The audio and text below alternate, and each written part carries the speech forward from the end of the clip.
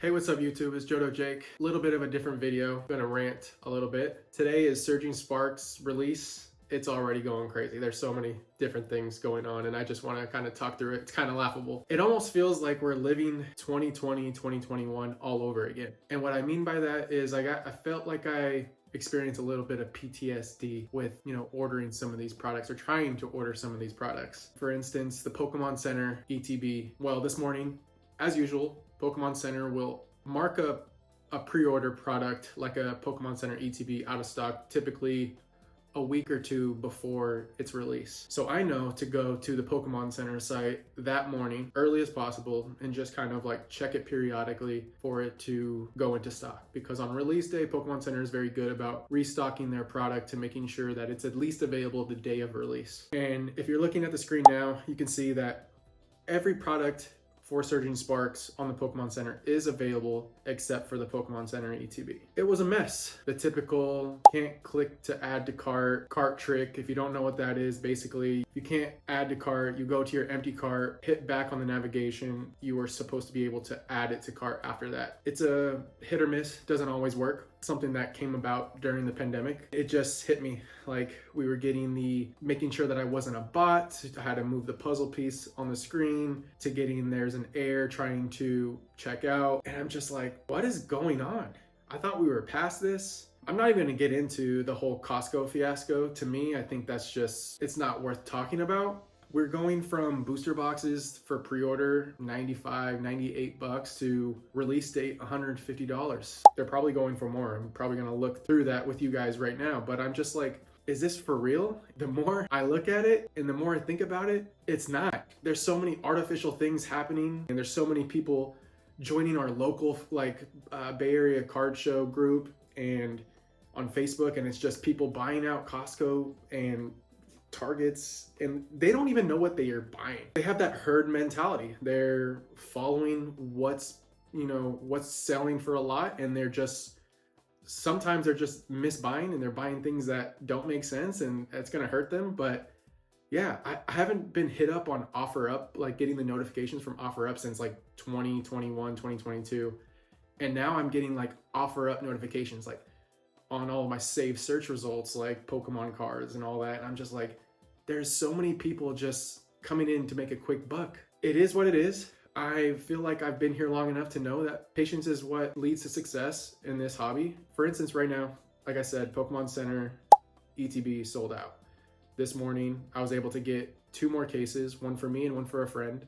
I had to go through like multiple accounts. The site was delayed. It wasn't showing my recent orders. I had the email, so I was sure that I was getting it. It's just a lot of things weren't working correctly. The search results weren't showing up correctly. It felt like 2021 trying to get anything off the Pokemon Center site. And it is unfortunate. I did a little digging. There was a Reddit post where someone said that they saw the pre-order inventory limits on the front end of Pokemon Center's website. As a profession, my career, I do front-end web development, design, won't get into that. I looked into the network tab and I saw that there are pre-order inventory limits, if you see here. For the Pokemon Center ETB, in order to hit that pre-order limit, there was 145,000 units, meaning that's 145,000 Pokemon Center ETBs that sold out. Now, that wasn't the entire stock.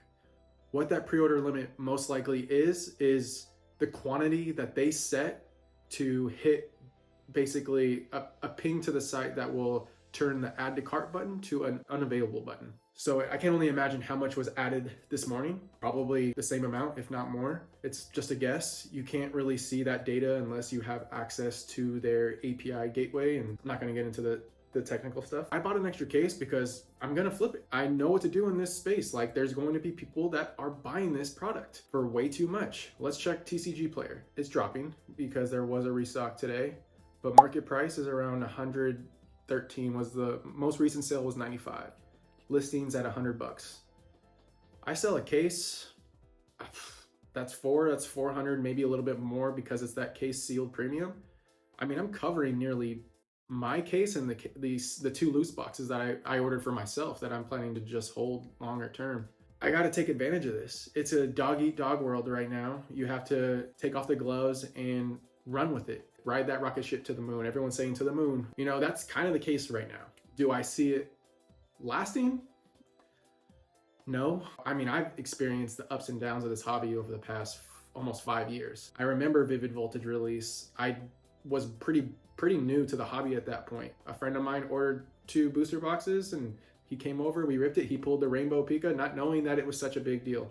I think that this Pikachu will probably have a similar trajectory just based off of the craziness. And by craziness, I'm showing you cuckoo for Cocoa Puffs type craziness. This is showing 14K right now. This is a PSA 10.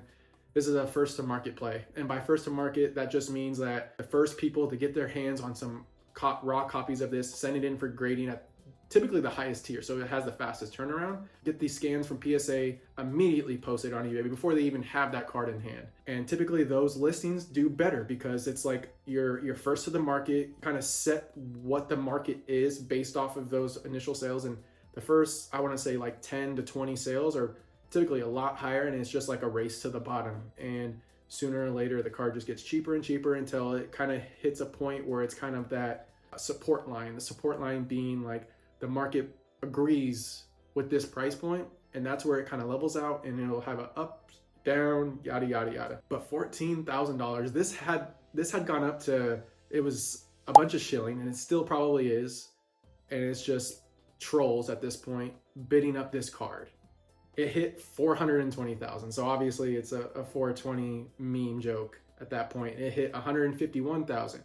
It was at 50,000 for a while, and I'm pretty sure a lot of those bids are getting removed by eBay, and it brought it back down to 14,000. I'll bring up the screenshot to show how high this thing actually got, because I took screenshots along the way as I was talking about it with my friends in the group chat. It's insane.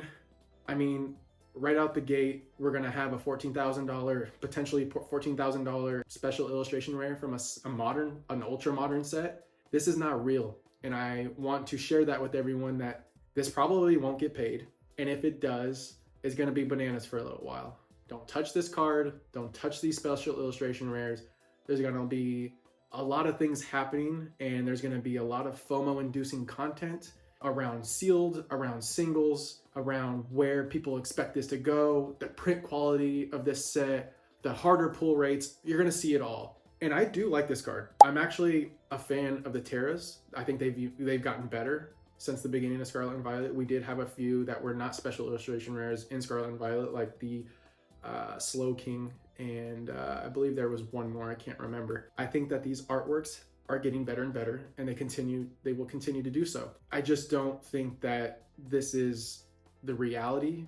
I think this is just like we're living in fantasy land, La La Land, whatever you want to call it. I just want you to be mindful about this, be patient. Don't go overspending for this stuff. And, you know, I just said that I'm going to be taking advantage of this opportunity, and I think that you should too if you have positions. We are all seeing how hyped this modern era of Pokemon has got over the past month and a half, with like 151 going up in price, Surging Sparks and Prismatic Evolutions coming out. It's absolutely ridiculous. I think we're better than this as a hobby, but at the same time, I'm not just gonna be mad at the market. I'm not gonna just disagree with it and not participate. I enjoy this hobby a lot. It's a passion of mine. If you know me in person, you know how real that is. I try to educate people. I want to learn things too. So I try to learn as much as I can from the people that have been in this hobby since the beginning. I watch a lot of TCA gaming videos. I watch Gem Mint videos. I watch James, Mr. Lex Luthor all the time, because I think it's so important to have that knowledge, to have and they just openly share it. Dan Catch 'em All Collectibles. He's openly sharing you how to start a Pokemon business. James is over here telling you how his consignment service is doing, what he sees on a day-to-day basis. If you want to be a content creator, I just started this a month and a half ago, if that, probably just a little over a month. And I've had results that I literally would have never expected. And I can't thank everyone enough that supports this channel so far. I'm really excited about the future of this. I'm buying new gear just to like enhance the look and feel of my videos. I'm writing down ideas, and I'm having fun with the thumbnails. As you can see, I'm here for the hobby because I enjoy it. built some of the best relationships in this hobby with some of the best people I know. You know who you are. Yeah, this is a different kind of video. That's it. I hope you guys enjoyed this thumbnail too. I hope it was a little bit clickbaity. Yeah, until next time, I'll see you in the next one. Peace.